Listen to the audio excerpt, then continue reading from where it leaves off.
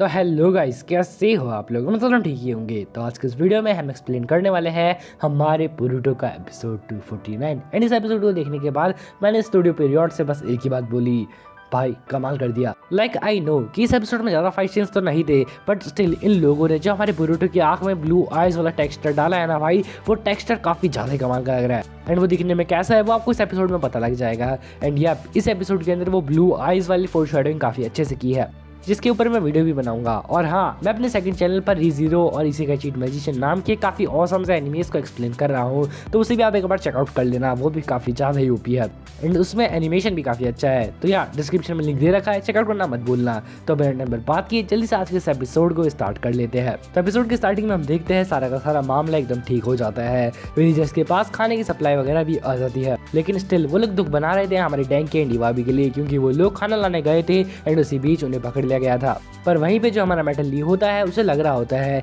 कि वो दोनों अभी भी जिंदा है और वो उन लोगों को ढूंढ रहा होता है। हमारा बोरुटो एंड मित्सुकी भी उसकी हेल्प कर रहे होते हैं, पर कोई भी फायदा नहीं होता। उन्हें मेटल और डैंकी का कोई भी सबूत नहीं मिलता। बट इसी बीच उन्हें मिल जाता है एक होनातो का सोल्जर, जो कि काफी ज्यादा इंजर्ड था। हमारी सरदा वगैरह उसे कैंप के अंदर लेके आती है एंड उसे हील वगैरह भी करती है। हमारी बुंटन उससे कहती है इसे यहीं पे मार देना चाहिए, बट सरदा इसका जवाब नहीं देती। थोड़ी देर बाद वहाँ पर विलेजर्स भी आ जाते हैं एंड वो उनसे पूछते हैं, हमने सुना कि यहाँ पर एक होनातो का सोल्जर है। हमारे सरदा कहते हैं हाँ आपने सही कहा, पर हम उन्हें मार नहीं सकते क्योंकि शिनोबी का रूल होता है कि वो किसी ऐसे को नहीं मार सकता जिसके पास वापस लड़ने की पावर ना हो।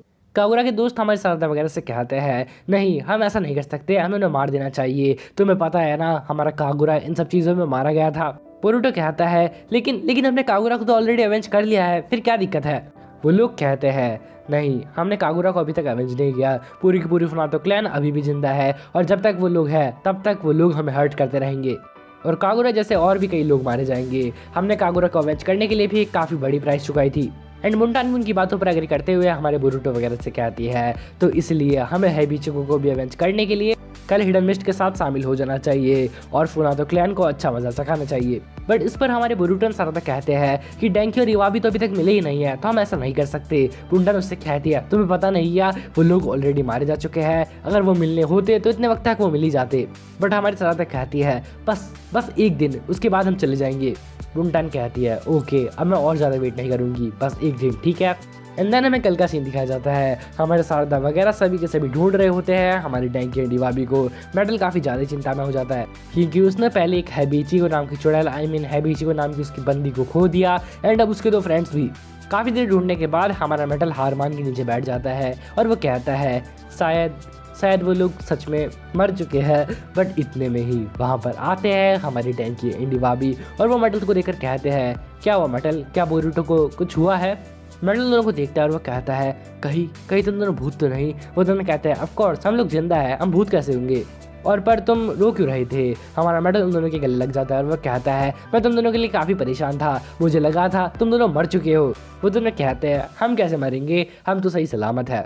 और इन सब के बाद सीन चेंज होता है। हम देखते हैं वो दोनों हमारे विलेजर्स के साथ बैठ के एकदम मस्त ठूस रहे होते हैं। हमारा बोरुटो दोनों से पूछता है तुम लोगों को फुराशिमा ने पकड़ लिया था है ना? डैंकी कहता है हाँ तुमने सही कहा, मैं और इवाबी खाना लेने गए थे और उतने में ही वहाँ पर काफ़ी सारे फुनातो के सोल्जर आ जाते हैं जो लोग हमें हर्ट करके हमें बेहोश कर देते हैं। एंड वो लोग हमें ले जाते हैं फुराशिमा के पास और फुराशिमा उनसे पूछता है कि हमें यहाँ पर किस लिए लाया गया। वो बंदा कहता है ये लोग बच्चों के लिए खाना ढूंढ रहे थे और इतने में ही हमने इन्हें पकड़ लिया, हमें इन्हें मार देना चाहिए है ना? फुराशिमा कहता है इन्हें बांध के कहीं पे पटक दो।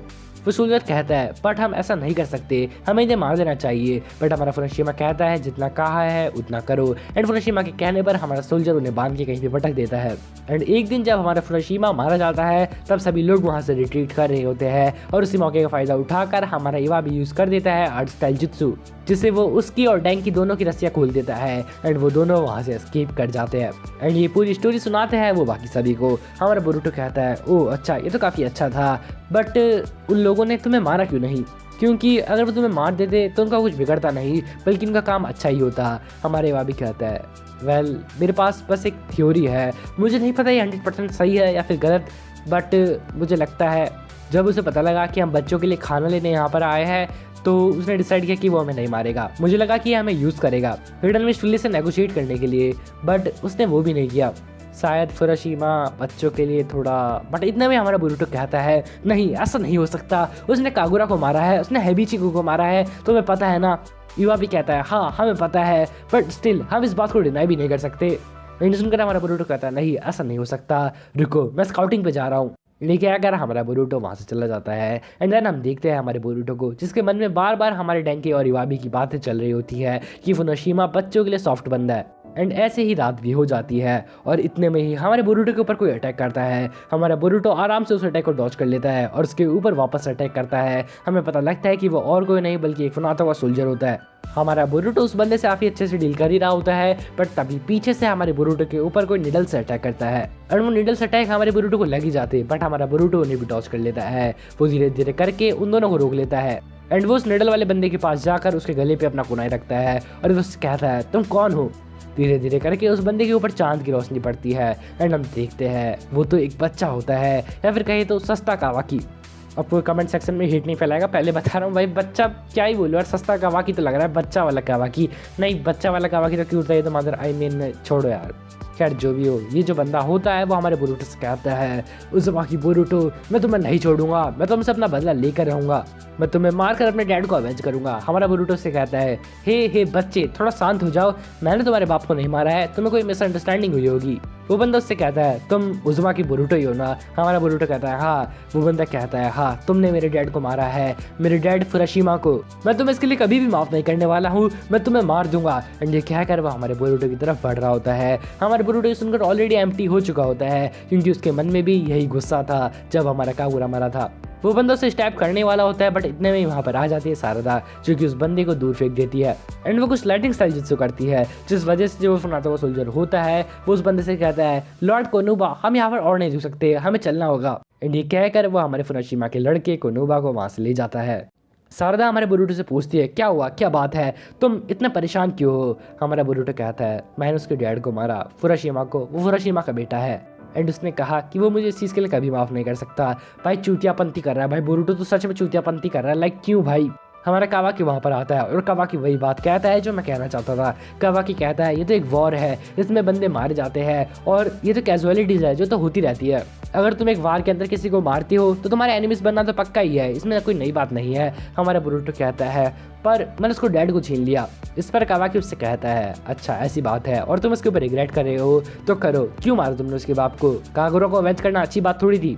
और भाई इतना कुछ अच्छे से बता दिया भाई बोरुटो को, बट बोरुटो मान ही नहीं रहा है। खैर जो भी हो, ऐसे ही थोड़ी देर बाद डिस्कस करते करते वो लोग पहुंचते हैं उसके विलेज में एंड वो लोग देखते हैं कि जो बुंटान वगैरह होते हैं वो सोल्जर को टॉर्चर करने वाले होते हैं। हमारे बोरुटो से कहता है तुम ही क्या कर रहे हो। बुंटान कहती है हम इनसे इन्फॉर्मेशन निकलवाएंगे, इसने बता दिया तो हम इसे जाने देंगे, नहीं तो ये सफ़र करेगा। हमारा बोरुटो कहता है ओह अच्छा, बट मुझे तुम सभी से एक बात पूछनी है, हम लोगों ने मिलकर फुनाशिमा को मारा और अब उसका जो बेटा है वो उसके डैड को रिवेंज करने के चक्कर में मुझे मारना चाहता है। हमें रिवेंज का साइकिल तोड़ देना चाहिए, बट हमारी जो बुंटान होती है वो कहती है तुम किस बारे में बात कर रहे हो। अगर तुम एक वार में पार्टिसिपेट कर रहे हो तो उसके अंदर काफ़ी सारी जाने जाना कंफर्म है और उसके अंदर तुम एक विलन बनोगे दूसरे बंदों के लिए, ये भी कंफर्म है। एंड जहाँ तक मुझे पता है तुम्हें भी इन सब चीज़ों के बारे में पता होगा, तो बच्चों जैसे एक्ट मत करो। बट तभी जब वो फुनाता हुआ सोल्जर होता है वो काफ़ी जोर जोर से हंसने लगता है एंड वो हमारे बोरुटो से कहता है बोरुटो तुम हिडनली विलेज के शिनोबी हो ना, तुम काफ़ी ज़्यादा बेवकूफ़ हो। बोरुटो से कहता है तुम किस बारे में बात कर रहे हो। वो बंदा कहता है तुम्हें क्या लगता है लॉर्ड कोनो भाई बस एक बंदा है जो तुमसे रिवेंज लेना चाहता है। खैर मैं तुम्हें बता ही देता हूँ, लेडी सीरन तुम्हारे अटैक की वजह से काफ़ी ज़्यादा घायल है और उनका कुछ पता नहीं है, वो किसी भी वक्त मर भी सकती है और उनकी ऐसी कंडीशन के लिए उनके छोटे भाई तुमसे रिवेंज लेना चाहते हैं। और रुको, उनके छोटे भाई को तो तुम जानते हो ना, उनके छोटे भाई और कोई नहीं बल्कि लॉर्ड इकादा है। And yes guys you all are right, हमारे बोरुटो की यहाँ पर आई मीन छोड़ो यार फट जाती है। एंड अब फाइनली लोगों को पता लग चुका है कि गंगाधारी शक्तिमान था, आई मीन इकादा ही फुनाता था, जो कि मैंने एक लॉन्ग टाइम पहले ही प्रेडिक्ट कर लिया था, तो अब क्या ही बोलना। खैर यार जो भी हो, स्टोरी वगैरह का लफड़ा जो भी हो, बट एनिमेशन यार आज के एपिसोड में मुझे अच्छी लगी थी, लाइक ठीक लगी थी। ये देखो भाई बोरुटो का टेक्सचर कितना तगड़ा बनाया भाई, आंखों का देख के मजा आ रहा है। सो या दैट्स ऑल फॉर टुडे, मिलते हैं किसी और एपिसोड में, तब तक के लिए सायोनारा शिता।